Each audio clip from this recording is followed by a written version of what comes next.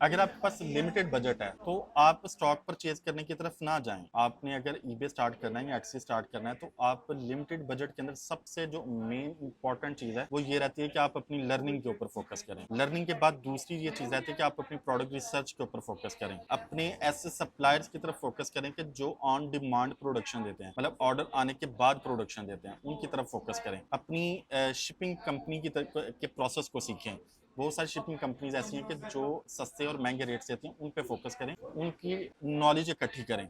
उसके बाद अपनी आइटम फोटोज को के ऊपर फोकस करें, अपनी लिस्टिंग के ऊपर फोकस करें, अपनी ट्रेनिंग के ऊपर, मतलब कि बायर सपोर्ट कैसी होगी, ईबे का टेक्निकल नॉलेज के ऊपर फोकस करें। जब ये सारी चीजें आ जाएंगी तो उसके बाद आप अपने सप्लायर से आइटम्स की फोटोज लें, तो लेके उनको लिस्ट करें।